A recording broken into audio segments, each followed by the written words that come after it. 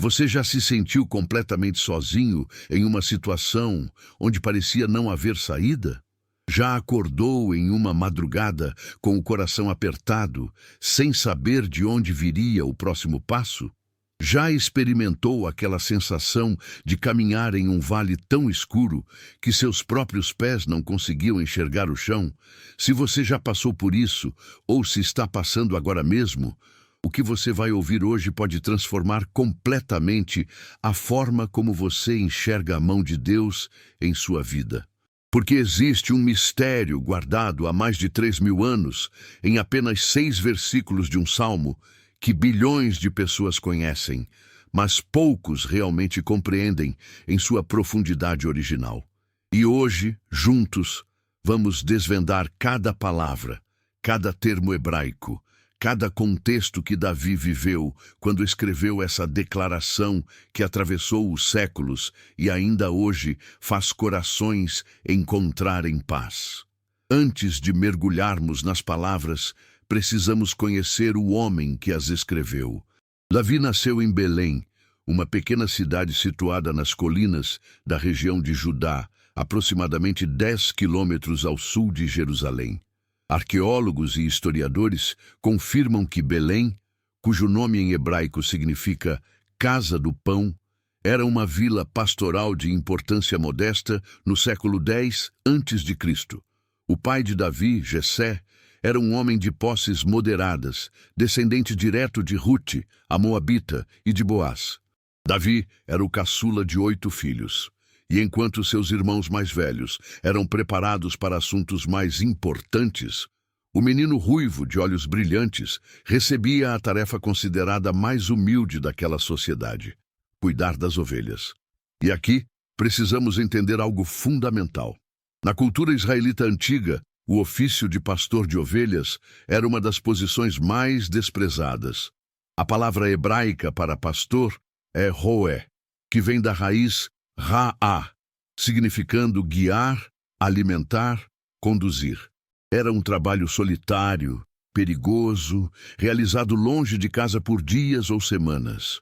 O pastor dormia ao relento, enfrentava feras, suportava o calor escaldante do dia e o frio cortante das noites do deserto.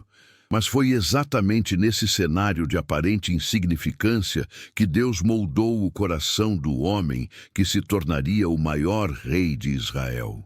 Quando Davi escreve o Salmo 23, especialistas acreditam que ele já era um homem maduro, provavelmente nos seus últimos anos de vida. Havia experimentado de tudo: a glória de derrotar Golias, a perseguição implacável de Saul, o peso da coroa, a tragédia de seus próprios pecados, a dor da traição de seu filho Absalão. Mas quando olha para trás e resume toda a sua jornada com Deus, ele não escolhe a linguagem de rei ou guerreiro. Ele volta às colinas de sua juventude e declara: Adonai Roi, o Senhor é meu pastor. Ouça o salmo completo em sua tradução mais próxima do original hebraico. IGWH é meu pastor. Deitar-me faz em verdes pastos, guia-me com cuidado até águas tranquilas. Restaura a minha alma, guia-me por caminhos justos, por causa de seu nome. Ainda que eu andasse pelo vale da sombra da morte, não temeria mal algum, porque tu estás comigo. A tua vara e o teu cajado me confortam. Preparas diante de mim uma mesa na presença dos meus inimigos. Unges a minha cabeça com azeite, o meu cálice transborda. Certamente bondade e misericórdia me seguirão todos os dias da minha vida, e habitarei na casa de Adonai por longos dias.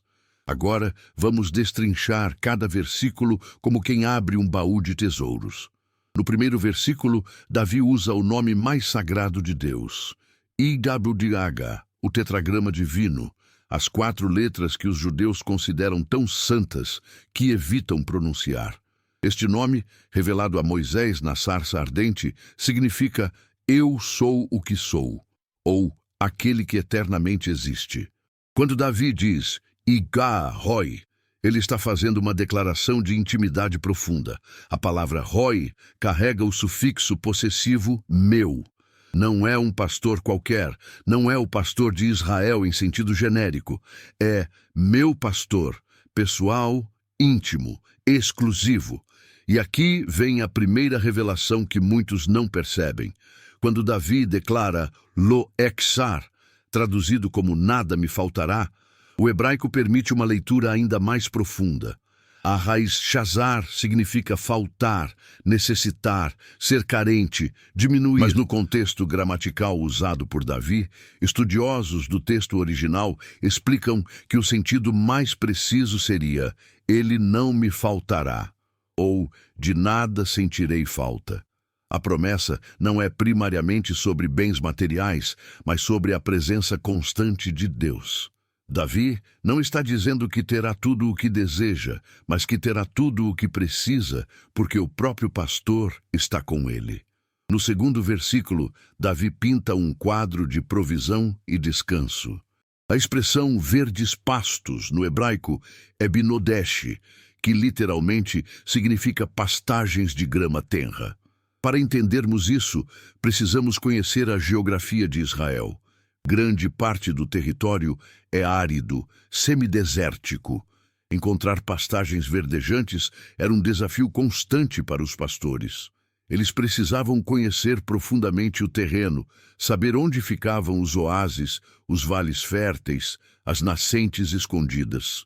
Um bom pastor era aquele que conseguia conduzir seu rebanho até esses lugares de fartura, mesmo atravessando regiões hostis. As águas tranquilas, ou águas de descanso, em hebraico, mei menushô, revelam outro detalhe fascinante. Ovelhas são animais que se assustam facilmente com água corrente ou agitada. Elas não bebem de riachos turbulentos porque têm medo de se afogar. Um pastor cuidadoso precisava encontrar poças calmas, represadas, ou até mesmo criar pequenas barragens com pedras para que as ovelhas pudessem beber em paz. Deus, como nosso pastor, não nos leva a águas que nos afoguem. Ele prepara lugares de refrigério adequados à nossa fragilidade. O terceiro versículo traz uma das expressões mais mal traduzidas em português. Refrigera minha alma vem do hebraico nafshi yeshovev, cuja raiz shuv significa retornar, voltar, restaurar ao estado original. A tradução mais fiel seria faz minha alma retornar, ou restaura minha alma. É uma imagem de cura profunda, de alguém que se perdeu e foi trazido de volta, de uma alma fragmentada que é reunificada. E por que Deus faz isso? Por amor do seu nome. Em hebraico, lema'an shemo. O pastor cuida da ovelha não porque ela mereça, mas porque sua reputação como pastor depende do bem-estar do rebanho. E então chegamos ao versículo mais conhecido e mais profundo. Ainda que eu andasse pelo vale da sombra da morte. A expressão hebraica é gei tsalmavet, e aqui está guardado um tesouro linguístico. Tsalmavet é uma palavra composta. Tsel significa sombra. E Mavé significa morte. Alguns estudiosos traduzem como trevas profundas ou escuridão densa. Mas existe também uma teoria geográfica fascinante. Historiadores e arqueólogos identificam um possível local físico que Davi poderia ter em mente. Entre Jerusalém e Jericó, existe um caminho que desce cerca de 1.200 metros em apenas 27 quilômetros. É o Vale de Adumim, também chamado de Ladeira do Sangue, um desfiladeiro íngreme e estreito onde a luz do sol só atinge o fundo ao meio-dia. Paredões rochosos se erguem de ambos os lados, criando sombras perpétuas. Ladrões se escondiam em cavernas esperando viajantes. Este seria o cenário onde Jesus, séculos depois, ambientaria a parábola do bom samaritano. Mas observe o que Davi não diz. Ele não diz, se eu andar, como uma possibilidade remota. Ele diz, ainda que eu ande, uma certeza de que vales escuros fazem parte da jornada. E no meio dessa declaração realista vem a mudança gramatical mais bela do salmo inteiro. Nos versículos anteriores, Davi fala sobre Deus na terceira pessoa. Ele me faz repousar. ele me guia. Mas aqui, no momento mais sombrio, a linguagem muda para a segunda pessoa, porque teu estás comigo. No vale mais escuro, Deus deixa de ser uma ideia distante e se torna presença íntima. A vara e o cajado mencionados não são o mesmo instrumento. A vara, em hebraico, shevet, era um bastão curto e pesado, de cerca de 60 centímetros a 1 metro, usado para defesa contra animais selvagens. Era uma arma. Davi conhecia bem seu uso, pois matou leões e ursos para proteger as ovelhas de seu pai. O cajado, Mishená, era um instrumento diferente, com quase 3 metros de comprimento e uma ponta recurvada em gancho. Servia para resgatar ovelhas que caíam em buracos, para guiá-las gentilmente na direção correta, para contá-las ao entrar no aprisco. A vara representa proteção. O cajado representa direção e resgate.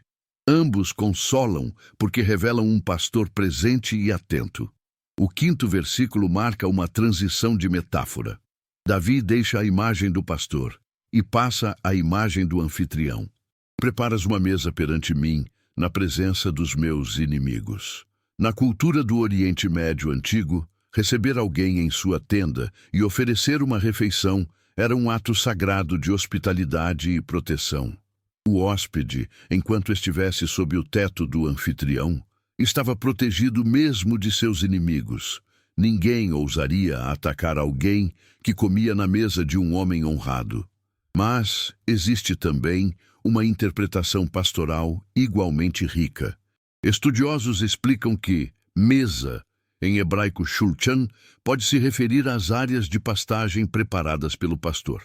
Antes de levar o rebanho, o pastor inspecionava o terreno, removendo ervas venenosas que cresciam na primavera e poderiam matar uma ovelha em minutos.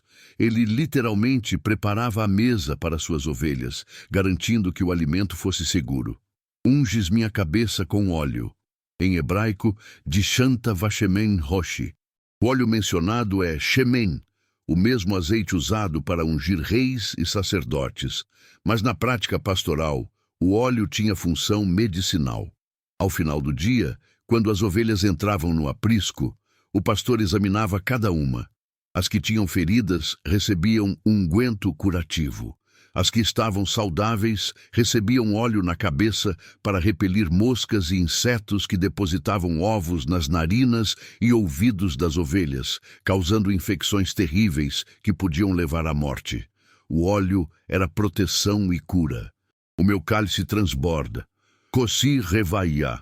Na hospitalidade oriental, um cálice cheio até a borda, transbordando, era sinal de abundância e honra máxima ao convidado. Não havia economia nem restrição. A generosidade do anfitrião se manifestava no excesso. O último versículo é uma declaração de fé que desafia toda lógica humana. Certamente bondade e misericórdia me seguirão todos os dias da minha vida. As palavras hebraicas são tov e chesed. Tov é bondade, aquilo que é bom, agradável, benéfico. Chesed é uma das palavras mais ricas do hebraico bíblico. Significa amor leal, misericórdia fiel, graça inabalável, lealdade de aliança. É o amor que permanece mesmo quando o amado falha. Mas a palavra mais surpreendente é o verbo irdefuni, traduzido como me seguirão. A raiz radaf não significa simplesmente seguir. Significa perseguir, caçar, ir atrás com determinação. É o mesmo verbo usado quando Faraó perseguiu Israel no Êxodo, ou quando exércitos perseguem inimigos derrotados. Davi está dizendo que a bondade e a misericórdia de Deus não são passivas, esperando que ele as encontre. Elas o perseguem, o caçam. Vão atrás dele com a mesma intensidade com que um inimigo perseguiria para destruir, mas com a intenção oposta, para abençoar. E habitarei na casa do Senhor por longos dias. Ou, em algumas tradições, para todo o sempre. Davi encerra com a esperança final, comunhão eterna com Deus. A casa do Senhor não é apenas o templo físico, é a presença de Deus, o lugar onde a ovelha finalmente descansa em segurança absoluta. E agora, meu irmão, minha irmã, o que isso significa para você hoje? Significa que não importa qual vale você está atravessando neste momento, se é o vale da doença, do luto, da crise financeira, do casamento abalado, da solidão, da depressão, existe um pastor que conhece cada passo seu. Ele não prometeu que você não passaria por vales escuros. Ele prometeu que estaria com você quando passasse. Significa que quando você se sente perdido, fragmentado, com a alma em pedaços, existe alguém cuja especialidade é fazer almas retornarem. Yeshovev, ele restaura, ele traz de volta, ele reúne o que foi espalhado. Significa que quando seus inimigos parecem estar vencendo, quando as circunstâncias conspiram contra você, Deus prepara uma mesa de honra exatamente na frente daqueles que queriam sua derrota. E você não come escondido, envergonhado. Você come como convidado de honra do Rei dos Reis. Significa que a bondade e a misericórdia não estão esperando você merecer. Elas estão em perseguição ativa. Mesmo quando você foge, mesmo quando você falha, mesmo quando você se esconde, Chesed vem atrás de você. O amor leal de Deus é teimoso, persistente, inabalável, e significa, acima de tudo, que você não está sozinho. Ki ata imadi, porque tu estás comigo. Não uma ideia sobre Deus, não uma teologia sobre Deus, o próprio Deus, presente, íntimo, pessoal. Se esta revelação tocou seu coração, como tocou o meu, quando descobri essas verdades que Deus preservou através dos séculos, compartilhe com alguém que precisa ouvir, porque em algum lugar alguém está atravessando o seu vale mais escuro e precisa saber que existe um pastor que nunca abandona. Que a paz do Senhor Jesus Cristo, o bom pastor que deu a vida pelas suas ovelhas, envolva você neste momento. Que a prosperidade do reino, não apenas material, mas espiritual, emocional, relacional, transborde de sua vida como um cálice que não conhece escassez. Que cada passo seu seja guiado por veredas de justiça, não porque você mereça, mas por amor do nome dele. E que ao final de todos os seus dias você possa olhar para trás e declarar com Davi: certamente bondade e misericórdia me perseguiram todos os dias da minha vida, e agora habito na casa do Senhor para sempre. Amém e amém. Para a glória de Deus Pai, através de Jesus Cristo, nosso eterno pastor.